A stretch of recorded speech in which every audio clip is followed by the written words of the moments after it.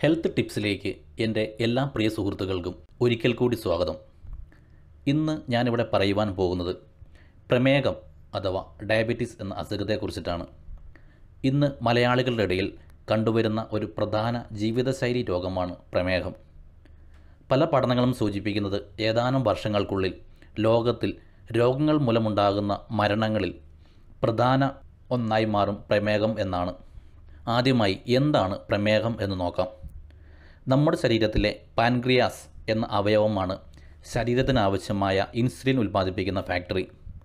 ചിലപ്പോൾ ചില കാരണങ്ങളാൽ പാൻക്രിയാസ് ശരീരത്തിന് ആവശ്യമായ ഇൻസുലിൻ ഉൽപ്പാദിപ്പിക്കാതിരിക്കുകയോ അല്ലെങ്കിൽ ഉൽപ്പാദിപ്പിക്കപ്പെടുന്ന ഇൻസുലിൻ ശരീരത്തിലെ രക്തത്തിലെ ഗ്ലൂക്കോസ് ലെവൽ കുറയ്ക്കുവാൻ ഫലപ്രദമായി ഉപയോഗിക്കാൻ സാധിക്കാതെ വരുമ്പോഴാണ് പ്രമേഹം എന്ന രോഗാവസ്ഥ ഉണ്ടാകുന്നത്. ഇതുമൂലം ശരീരത്തിന് നാം കഴിക്കുന്ന ആഹാരത്തിലെ ഷുഗറിനെ ശരിയായ രീതിയിൽ ഉപയോഗിക്കുവാനോ സൂക്ഷിച്ചു വയ്ക്കുവാനോ സാധിക്കാതെ വരുന്നു. പ്രധാനമായും പ്രമേഹം 3 തരത്തിലാണുള്ളത്. ഒന്നാമതായി ടൈപ്പ് 1 ഡയബറ്റീസ്, പിന്നെ ടൈപ്പ് 2 ഡയബറ്റീസ്, മൂന്നാമതായി ഗർഭിണികളിൽ കാണപ്പെടുന്ന ഗെസ്റ്റേഷണൽ ഡയബറ്റീസ്.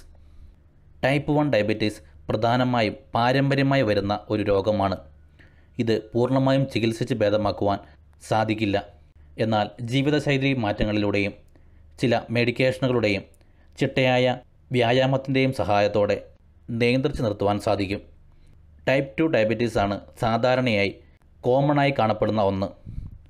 ഇതും ചിലപ്പോൾ പാരമ്പര്യമായി വന്നേക്കാം. പിന്നെ അമിതഭാരം, ശരീരത്തിന് ആവശ്യമായ വ്യായാമം ലഭിക്കാതെ വരിക, അമിതമായ ഭക്ഷണം എന്നിവയെല്ലാം മറ്റു കാരണങ്ങളാണ്. പിന്നെ ഗെസ്റ്റേഷണൽ ഡയബറ്റീസ് ഗർഭിണികളിൽ കാണപ്പെടുന്ന ഒന്നാണ്. പ്രസവത്തോടെ 80% സ്ത്രീകളിലും പിന്നീട് ഈ പ്രശ്നം കാണാറില്ല. എന്നാൽ ചിലരിൽ പ്രസവശേഷവും ഇത് ടൈപ്പ് 2 ഡയബറ്റീസായി മാറാവുന്നതാണ്. അതുകൊണ്ട് തന്നെ പ്രസവാനന്തരം ഇതിനുള്ള ടെസ്റ്റുകൾ നടത്തുവാൻ പ്രത്യേകം ശ്രദ്ധിച്ചിരിക്കണം. ഇനി ഇതിൻ്റെ ലക്ഷണങ്ങൾ എന്തെല്ലാമാണ് എന്ന് നോക്കാം. അമിതമായ ദാഹം, ഇടവിട്ടുള്ള മൂത്രശങ്ക, പെട്ടെന്ന് ശരീരഭാരം കുറയുക, അമിതമായ തളർച്ചയും ക്ഷീണവും, ഓക്കാനം, ഛർദി, സ്കിൻ ഇൻഫെക്ഷൻസ്, കാഴ്ച മങ്ങുക, മുറിവുകൾ ഉണങ്ങുവാൻ പ്രയാസം നേരിടുക എന്നിവയാണ് പ്രമേഹത്തിൻ്റെ ലക്ഷണങ്ങൾ. പ്രത്യേകം ഓർക്കുക, പ്രമേഹം ഒരു നിസ്സാര രോഗമല്ല.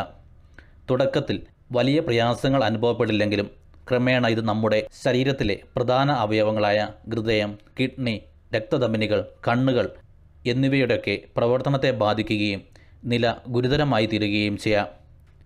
അതുകൊണ്ട് തന്നെ തുടക്കത്തിലെ തന്നെ രോഗനിർണയം നടത്തുവാനും ആവശ്യമായ മുൻകരുതലുകൾ എടുക്കുവാനും പ്രത്യേകം ശ്രദ്ധിക്കണം. ഇത്തരക്കാരിൽ ഹാർട്ട് അറ്റാക്കും സ്ട്രോക്കും വരാനുള്ള സാധ്യത മറ്റുള്ളവരെ അപേക്ഷിച്ച് 3 മടങ്ങ് അധികമാണ്. അതുപോലെ കിഡ്നി ഫെയിലിയറിനുള്ള സാധ്യതയും വളരെ ഏറെയാണ്. അതുകൊണ്ട് തന്നെ തുടക്കത്തിലെ ഈ രോഗം കണ്ടെത്തുക എന്നത് വളരെ പ്രധാനമാണ്.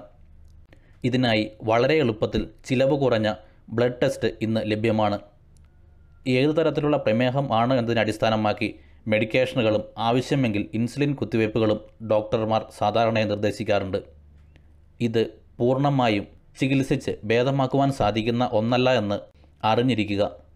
തുടക്കത്തിലെ ഈ രോഗത്തിൻ്റെ സാന്നിധ്യം തിരിച്ചറിഞ്ഞാൽ ഭക്ഷണ ക്രമീകരണത്തിലൂടെയും ചിട്ടയായ വ്യായാമത്തിലൂടെയും നിയന്ത്രിച്ച് നിർത്തുവാൻ സാധിക്കും.